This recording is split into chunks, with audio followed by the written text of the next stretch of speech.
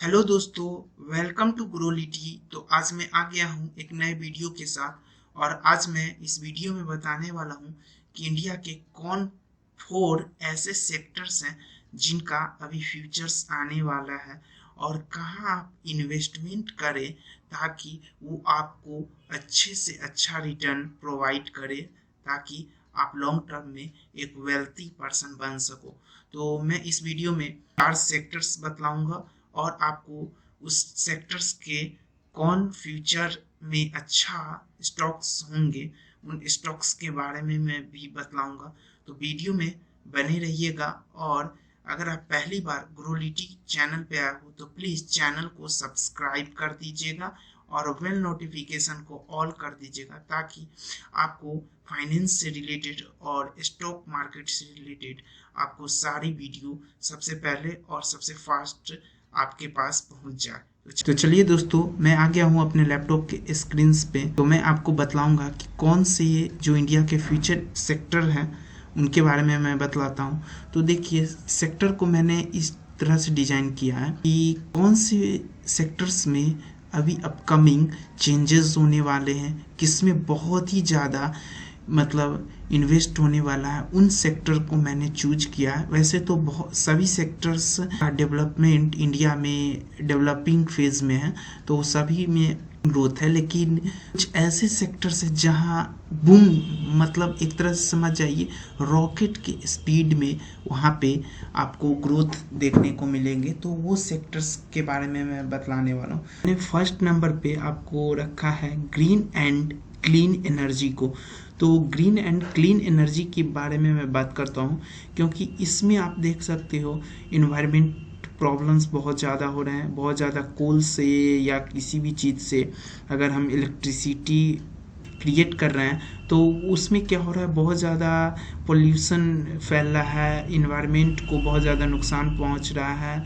तो इस कारण अब क्या हो रहा है कि धीरे धीरे जो इलेक्ट्रिसिटी हो गया या जितने भी एनर्जी के स्रोत थे उनको क्या किया जा रहा है, अब ग्रीन एंड क्लीन एनर्जी पे शिफ्ट किया जा रहा है। तो इसमें जो ग्रीन एंड क्लीन एनर्जी के जो अब नेचर्स के थ्रू स्रोत हैं वो पहले भी थे, लेकिन उस पर ज़्यादा फोकस नहीं किया जा रहा था। तो उसमें क्या है, अब जो इस पे फोकस किया जा रहा है उसमें आपको हो गया सोलर के थ्रू, वाइंड एनर्जी, वाटर के थ्रू हो गए हैं, बहुत सारे स्रोत हैं इनके थ्रू ये ग्रीन एंड क्लीन एनर्जी को मतलब प्रोवाइड किया जाएगा एनर्जी क्रिएट करके। तो ये हो गए green and clean energy. Second number पे देख सकते हो ईवी इंडस्ट्री। तो ईवी में भी बहुत, क्योंकि अब जो गाड़ियाँ होती थी वो क्या करते थे, बहुत ज़्यादा पॉल्यूशन छोड़ती थी, जिससे कारण इन्वायरमेंट को प्रॉब्लम होता था और लोगों की हेल्थ भी बहुत ज़्यादा इससे ख़राब होने लगी थी। लाइकली आपको दिल्ली और मुंबई साइड्स एरिया में ये बहुत ज़्यादा यहाँ वहाँ हालत ख़राब थी। तो ये वहाँ मेजर प्रॉब्लम्स हैं ईवी को शिफ्ट करने के लिए। वैसे तो पूरी ग्लोबल लेवल पे ईवी को ज़्यादा वैल्यू दी जा रही है। उसके बाद हम बात करते हैं नंबर थर्ड पे सेमीकंडक्टर। जब से कोविड आया है तब से सभी कंट्री को पता चला कि सेमीकंडक्टर में कितना पोटेंशियल है। इससे पहले सबसे मेजर जो सेमीकंडक्टर का मैन्युफैक्चरर है वो चाइना और ताइवान है। तो वहाँ पे सबसे ज़्यादा सेमीकंडक्टर का प्रोड्यूस होता था, लेकिन जब से चिप शॉर्टेज आप सुनिएगा, चिप शॉर्टेज की प्रॉब्लम्स ग्लोबल लेवल पे जब हुई तब सभी को पता चला कि हाँ, सेमीकंडक्टर की मैन्युफैक्चरिंग करना बहुत ज़रूरी है। थर्ड नंबर पे आते हैं रोबोटिक्स इंडस्ट्री। तो वो रोबोटिक्स इंडस्ट्रीज को मैंने इसलिए रखा है क्योंकि आप देख सकते हो कि जितने भी अब मैन्युफैक्चरिंग हो रही है वो सारे ह्यूमंस से अब क्या हो रहे हैं, रोबोट्स पे शिफ्ट हो रहे हैं। और मैक्सिमम द केस आप देखोगे तो कंपनीज क्या कर रही है, अपनी कॉस्ट को कम करने के लिए, इन द सेंस वो अपनी प्रॉफिट मार्जिन को बढ़ाने के लिए वो अपने कॉस्ट को कम कर रही है, ताकि अगर कोई वर्कर है वो अगर उस काम को अगर 1 घंटे में उसी काम को पूरा करे तो रोबोट शायद उस काम को 10 मिनट में पूरा कर दे। तो जिस कारण क्या होगा कि कंपनी को बहुत ज़्यादा टाइम भी बचेगी और आपको क्या होगा वो मैन्युफैक्चरिंग भी ज़्यादा कर पाएंगे, उसके पैसे बचेंगे, जिस कारण वो क्या हो रहे हैं रोबोटिक्स पे शिफ्ट हो रहे हैं इंडस्ट्रीज। तो ये 4 मेजर फ्यूचर के सेक्टर्स हैं इंडिया के लिए, तो इस पे आप फोकस कर सकते हो। मैं आप इसके शेयर्स स्टॉक्स के बारे में बतला देता हूँ, वीडियो लंबी हो जाएगी इसीलिए आप प्लीज़ वीडियो में बने रहिएगा। मैं आपको जो कुछ बेहतरीन स्टॉक्स हैं उनको मैंने चूज किया है, उन पे डेप्ट फ्री हो और कम से कम लोन हो, कैश रिच भी हो, तो वैसे कंपनी को मैंने चूज किया है। तो प्लीज़ वीडियो में बने रहिएगा और अगर यहाँ तक आप देख लिए हो तो वीडियो को लाइक कीजिएगा, चैनल को सब्सक्राइब कर दीजिएगा और बेल नोटिफिकेशन को ऑल कर दीजिएगा। तो चलिए अब चलते हैं स्टॉक्स पे। तो दोस्तों जैसा कि मैंने बतलाया था जो 4 सेक्टर्स थे, तो उनमें फर्स्ट जो सेक्टर है ग्रीन एंड क्लीन एनर्जी, उसमें मैंने टाटा पावर को रखा। तो टाटा पावर जो है टाटा ग्रुप की कंपनी है, तो इसलिए मैंने रखा है क्योंकि आप बोलोगे ये तो ईवी में वर्क कर रही है, और तो नहीं दोस्तों, ये ईवी में वर्क तो कर रही है, साथ में ये ग्रीन एंड क्लीन एनर्जी में भी फोकस कर रही है कंपनी। तो इनका आप सोलर प्लांट, मतलब ये सोलर प्लांट भी बैठा रही है, बहुत जगह इनका सोलर भी आ रहा है और ये ग्रीन एनर्जी पे भी फोकस कर रही है, तो इसीलिए मैंने इसे चूज किया है। इसमें इसका जो आप देख सकते हैं रिजर्व एंड सरप्लस कितना है, तो 10,000 के आसपास है। उसके बाद इसका लॉन्ग टर्म डेप्ट देख सकते हो, हाँ कर्ज है। आप ये बोलोगे कि ये कंपनी डेप्ट फ्री है, तो बिल्कुल भी नहीं, इस कंपनी पे कर्ज है। उसके बाद शॉर्ट टर्म में भी आप देख सकते हो ये अप्रॉक्स 6600 का आपको इस पे कर्ज है। उसके बाद कैश एंड कैश इक्विवेलेंट देख लेते हैं, तो कैश एंड कैश इक्विवेलेंट देख सकते हो, मतलब कह सकते हो अगर आपको टाटा ग्रुप पे ट्रस्ट है तो आप इस कंपनी में इंटर करना। उसके बाद सेकंड नंबर पे मैंने रखा है अदानी पावर को। तो अदानी पावर को आप देख सकते हो, ये भी कंपनी, इसने रिटर्न तो दिया है अच्छा खासा, इसने रिटर्न आपको इस बहुत ही अच्छा दिया है 1-2 ईयर्स में। उसके बाद इसका जो रिजर्व एंड सरप्लस देख सकते हैं, लेकिन इस कंपनी पे भी डेप्ट है, तो रिजर्व एंड सरप्लस की बात करें तो ये हो गया 3400 के आसपास है, अप्रोक्स 3500 मान लो। और ये सरप्लस का मतलब होता है कि जैसे ये कंपनी के पास ये रिजर्व एंड सरप्लस में मतलब कंपनी डिविडेंड जो देती है इसी रिजर्व एंड सरप्लस के थ्रू देती है, और कंपनी अगर किसी कंपनी में इन्वेस्ट करती है या कंपनी के कुछ फ्यूचर प्लान्स होते हैं तो इसी रिजर्व एंड सरप्लस के थ्रू होते हैं। उसके बाद लॉन्ग टर्म इसका ब्रोइंग लॉन्ग टर्म लोन देख सकते हो, कंपनी का लॉन्ग टर्म लोन जो है वो डिक्रीजिंग फॉर्म में है, तो ये काफ़ी अच्छी बात है।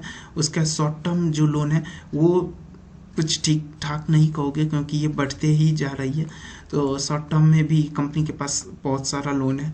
उसके बाद कैश एंड कैश इक्विवेलेंट की बात करें तो कंपनी के पास 254 करोड़ का कैश एंड कैश इक्विवेलेंट है। उसके बाद आते हैं जो अदानी ग्रीन एनर्जी है उस पे, तो अदानी ग्रीन एनर्जी की बात करें तो अदानी ग्रीन एनर्जी पे जो है रिजर्व एंड सरप्लस है वो निगेटिव में है, कंपनी के पास अभी कोई भी रिजर्व एंड सरप्लस नहीं है।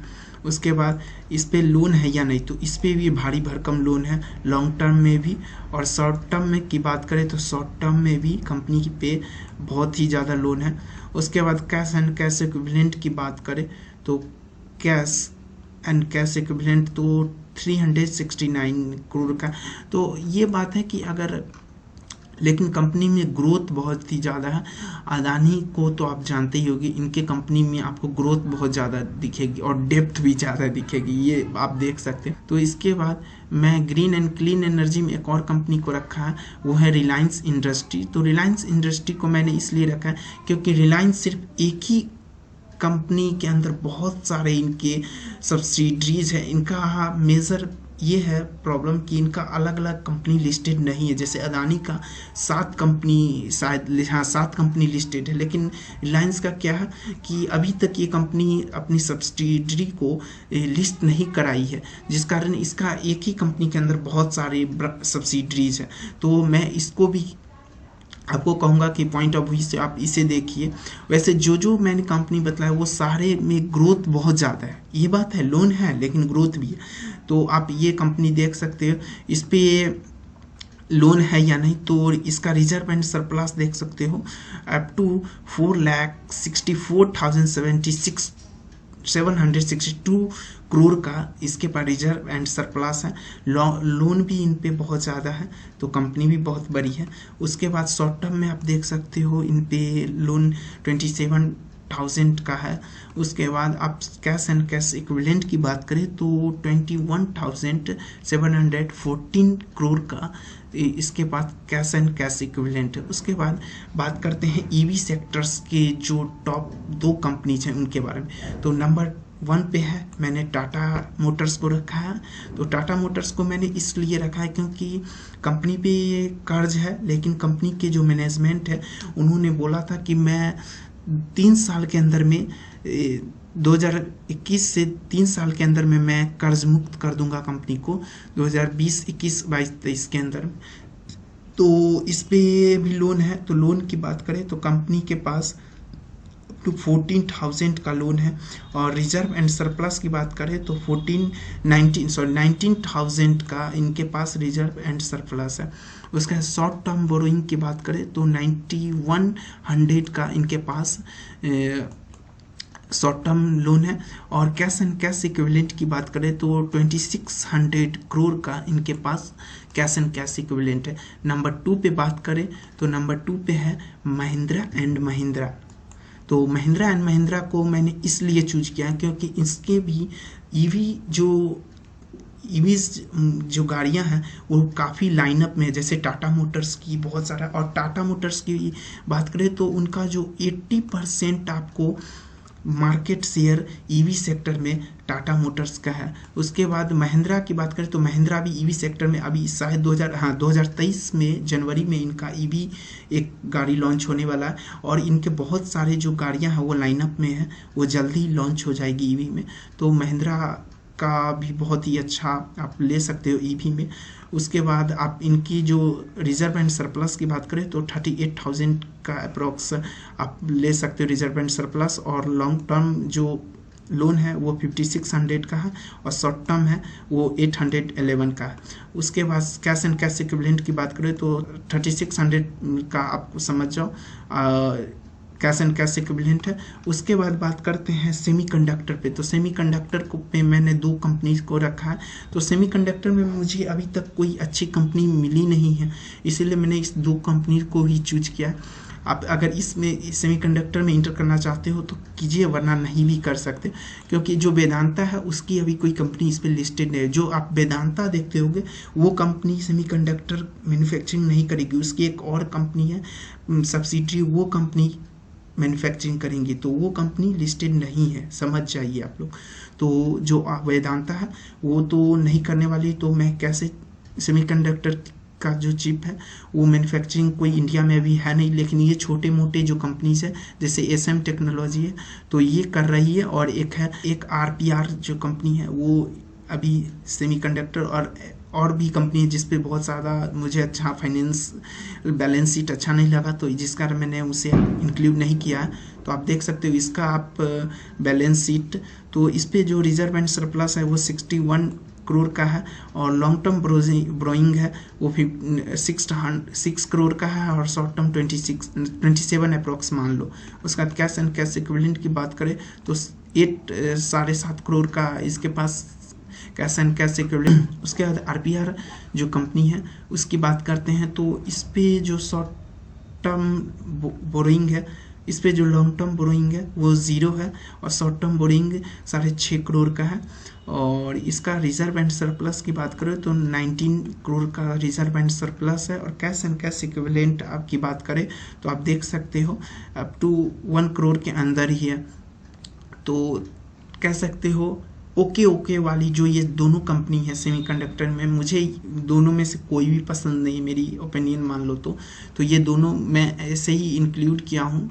ये इन दोनों कंपनी में से सेमीकंडक्टर के जो सेक्टर्स हैं इन दोनों में मुझे कोई भी कंपनी पसंद नहीं आई है। तो आप अपने एनालिसिस के थ्रू इस दोनों में जो भी अच्छे लगे या कोई और भी कोई कंपनी आपको अच्छे लगे तो आप चूज कर सकते हैं। उसके बाद बात करते हैं रोबोटिक्स इंडस्ट्रीज पे। तो इसमें मैंने 2 कंपनी को इंक्लूड किया है। एक है ABB इंडिया, ये इंटरनेशनल कंपनी है, तो इनके आपको US स्टॉक्स भी जो आपको मिल जाएंगे, तो वहाँ भी आप इन्वेस्ट कर सकते हो। अगर आप US स्टॉक में इन्वेस्ट करना चाहते हैं तो मैं वीडियो के डिस्क्रिप्शन में IND मनी का लिंक दे दूंगा, आप वहाँ से जाके अकाउंट बना लेना और आप वहाँ भी आप इन्वेस्ट कर सकते हो US स्टॉक्स में। मैं उस पर भी एक प्रॉपर वीडियो बना दूंगा अगर आपको चाहिए। तो आप ABB इंडिया में इन्वेस्ट करने के लिए भी देख सकते हो। ये इसका बैलेंस शीट कैसा है, तो इस पे रिजर्व एंड सरप्लस की बात करें तो 4000 का इसके पर रिजर्व एंड सरप्लस है। ये 2 कंपनी जो मैं अब जो बतलाने वाला हूँ रोबोटिक्स इंडस्ट्रीज में, ये दोनों कंपनी आपको लॉन्ग टर्म बोरोइंग और शॉर्ट टर्म बोरोइंग फ्री है। इसका देख सकते हो लॉन्ग टर्म में ये कंपनी के पास 0 लोन है और शॉर्ट टर्म में भी 0 है, तो ये कंपनी डेप्ट फ्री है। कैश एंड कैश इक्विवेलेंट की बात करें तो कंपनी के पास 2700 करोड़ का कंपनी के पास आपको कैश एंड कैश इक्विवेलेंट है। उसके बाद मैं बात करूँ साइमेंस LTD की, तो इस कंपनी में भी जो ये रोबोटिक्स मैन्युफैक्चरिंग करती है, मतलब ये कंपनी इंडस्ट्रीज के लिए रोबोटिक्स मैन्युफैक्चरिंग करती है, ये दोनों ABB और साइमेंस। तो इस दोनों कंपनी में भी लॉन्ग टर्म और शॉर्ट टर्म में ये डेप्ट फ्री कंपनी है। आप देख सकते हो कंपनी के ऊपर कोई भी कर्ज नहीं है। और रिजर्व एंड सरप्लस की बात करें तो अप टू 11,500 करोड़ का कंपनी के पास आपको रिजर्व एंड सरप्लस है। और कैश एंड कैश इक्विवेलेंट की बात करें तो कंपनी के पास अप टू 6300 करोड़ का कैश एंड कैश इक्विवेलेंट है। तो ये सारी कंपनीज हो गई। आपको मैंने जो बताया, आपको जो भी कंपनी अच्छी लगे आप प्लीज़ इस पे एनालिसिस करें। और अगर आप इन्वेस्ट करना चाहते हैं तो आप अपने पहले जो भी जिस SEBI रजिस्टर्ड आपके एडवाइज़र हैं उनसे पहले संपर्क कर लें, उसके बाद ही इन्वेस्टमेंट करें। मैं ये वीडियो आपको सिर्फ एजुकेशनल पर्पस के लिए बना रहा हूँ, इसमें इन्वेस्टमेंट की मेरी कोई भी आपकी राय नहीं है आपके लिए। तो प्लीज़ आप इन्वेस्ट करें अपने सूझबूझ के साथ और अच्छे रहें, स्वस्थ रहें। और मैं वीडियो को यहीं पे एंड का, अगर ये वीडियो आपको अच्छी लगी तो प्लीज़ वीडियो को लाइक कीजिएगा, चैनल ग्रोलिटी को सब्सक्राइब कर दीजिएगा, बेल नोटिफिकेशन को ऑल कर दीजिएगा। और अपने दोस्तों में जो भी इन्वेस्टमेंट करना चाहते हैं उन्हें आप इस वीडियो का लिंक ज़रूर शेयर करें।